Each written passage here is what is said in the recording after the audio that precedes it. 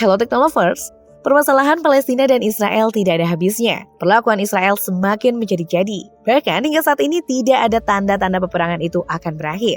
Diketahui sudah berabad-abad lamanya kedua negara ini bersitegang. Bahkan tak sedikit nyawa melayang dan harta benda hilang.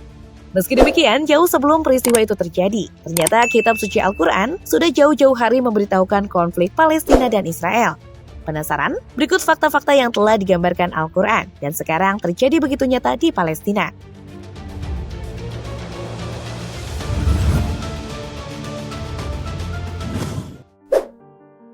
Fakta pertama. Adanya Yahudi yang sadis dan bengis terhadap orang Muslim, tak senantiasa melanggar perjanjian Allah Subhanahu wa Ta'ala. Hal ini sesuai dengan apa yang ada di surat Al-Maidah ayat 82, berbunyi, "Sesungguhnya kamu dapati orang-orang yang paling keras permusuhannya terhadap orang-orang yang beriman, ialah orang-orang Yahudi dan orang-orang musyrik." Fakta kedua.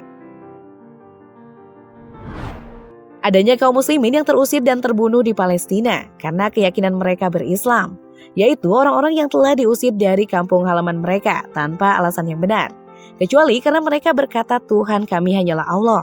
Quran Surat Hajj 40 dan Al-Maidah 82. Sesungguhnya kamu dapati orang-orang yang paling keras permusuhannya terhadap orang-orang yang beriman, ialah orang-orang Yahudi dan orang-orang musyrik. Al-Quran begitu jelas menggambarkan fakta adanya orang-orang yang terusir dan teraniaya hanya karena mereka teguh memegang akidah mereka.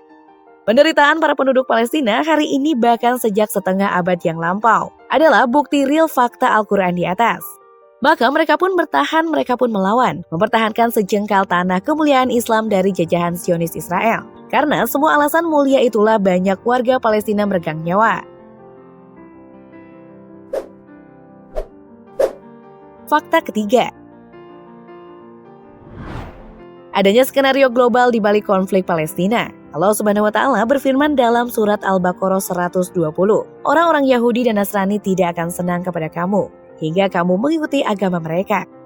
Di balik fakta keangkuhan Israel hingga saat ini adalah karena adanya dukungan setia Amerika.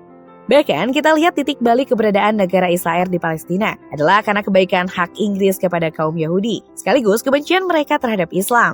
Diketahui kedua negara besar ini selaku konsisten mendukung Zionis Israel. Tak hanya teknis persenjataan yang selalu disuplai, tetapi juga kebijakan-kebijakan perdamaian dan juga pengkhianatan perdamaian yang selalu diamankan oleh Amerika.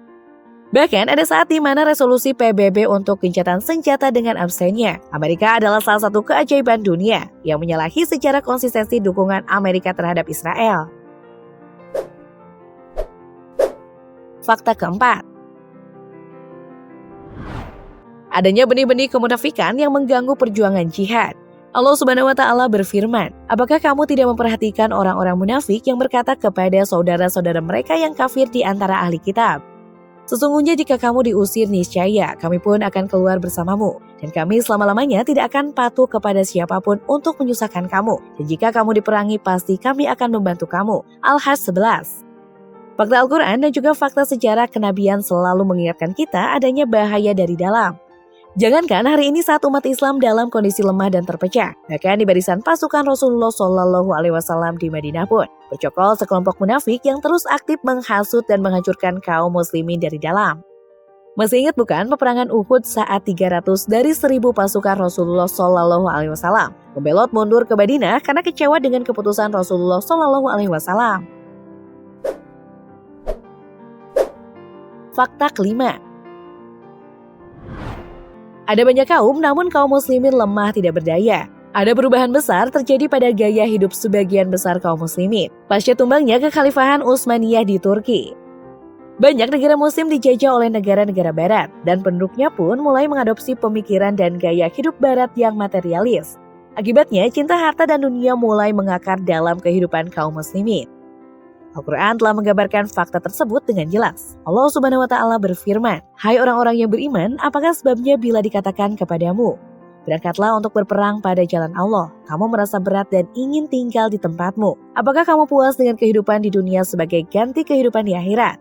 Padahal kenikmatan hidup di dunia ini dibandingkan dengan kehidupan di akhirat hanyalah sedikit." At-Taubah 38. Gambaran seperti inilah yang juga terjadi di Palestina. Keangkuhan Israel dalam membombardir Palestina dengan penuh percaya diri. Salah satunya karena mereka yakin tidak ada satu negara muslim pun yang berani mengirimkan pasukannya membela Palestina atas nama jihad. Negara-negara muslim dalam kondisi lemah dan takut menghadapi balasan Amerika dan sekutunya face to face. Akhirnya Israel melenggang begitu nyamannya dalam menebarkan bom kluster di bumi Palestina. Bahkan tidak ada pembelaan dari negara-negara muslim tetangganya. Hizbullah, Lebanon pun malu-malu untuk mengirimkan roketnya ke wilayah Israel. Bahkan Iran yang sempat berkoar-koar pun belum sekalipun menerbangkan roketnya ke tanah Israel. Kemudian Sudan yang dipimpin oleh Jenderal Mujahid pun harus berdiam diri karena sibuk dengan konflik Darfur yang juga disutradai Amerika. Beginilah adanya kenyataan hari ini, dan ini pula lah yang sudah diprediksi oleh Rasulullah SAW dalam hadisnya, bahwa umat Islam akan menjadi santapan bangsa-bangsa lain di akhir zaman. Bukan karena jumlah mereka yang sedikit, bahkan banyak, tapi bagaikan buih yang terombang-ambing lemah tak berdaya. Fakta ke-6. Ada kelompok yang senantiasa mengusung tinggi jihad untuk menegakkan kalimatullah tanpa ragu dan gentar. Allah Subhanahu wa Ta'ala berfirman, di antara orang-orang mukmin itu ada orang-orang yang menempati apa yang telah mereka janjikan kepada Allah. Maka di antara mereka ada yang gugur, dan di antara mereka ada pula yang menunggu-nunggu dan mereka tidak merubah janjinya. Quran Surat Al-Ahzab 23. Al-Quran menyebutkan fakta akan adanya golongan yang senantiasa setia untuk memperjuangkan kejayaan Islam. Bahkan meskipun di antara mereka banyak yang telah berguguran, tidak sedikit pun membuat komitmen mereka untuk berjihad mundur dan luntur. Hal ini tidak bisa dipungkiri bahwa Hamas tampil sebagai gambaran real fakta Al-Quran tersebut. Sebagai informasi nih gengs, Masjid Al-Aqsa adalah kompleks yang berlokasi di kota tua Yerusalem yang sampai saat ini masih menjadi rebutan kedua negara. Kompleks ini merupakan situs suci bagi tiga agama Samawi, yakni Islam, Kristen, dan Yahudi. Kompleks yang dikenal sebagai Al-Haram Asy-Syarif atau Tanah Suci yang Mulia ini memiliki luas hingga 144.000 meter persegi. Masjid Al-Aqsa merupakan rumah bagi beberapa masjid dan situs bersejarah, yaitu Masjid Qibli Jami Al-Aqsa, Masjid Buraq, Masjid Marwani, serta Kubah Batu Dome of Rock atau Kubatu Sakrah. Masjid Al-Aqsa ialah lokasi yang sangat disucikan oleh umat muslim. Situs tersuci ketiga setelah Masjid Haram di Makkah dan Masjid Nabawi di Madinah, Arab Saudi. Yang dimana diketahui bersama bahwa Masjid Al-Aqsa menjadi saksi Nabi Muhammad SAW diangkat ke Sidratul Muntaha, menembus langit ketujuh dalam peristiwa Isra Mi'raj. Dalam peristiwa Isra Mi'raj, Rasulullah menerima perintah untuk melaksanakan sholat dari Allah Subhanahu wa Ta'ala. Selain itu, Masjid Al-Aqsa juga merupakan kiblat pertama umat Islam Baitul Maqdis. Sebelum Allah Subhanahu wa Ta'ala memerintahkan penggantian kiblat ke Ka'bah di Masjidil Haram Makkah pada 642 Masehi. Kesucian Masjid Al-Aqsa ini bagi umat Islam di seluruh dunia. Inilah yang menjadi tolak ukur pentingnya situs suci ketiga ini bagi mereka, terlebih bagi warga Palestina. Palestina menginginkan kota Yerusalem lokasi Masjid Al-Aqsa sebagai ibu kotanya dan terus memperjuangkan kota ini meski sudah direnggut dan dikuasai oleh Israel sejak Perang 6 Hari pada tahun 1967.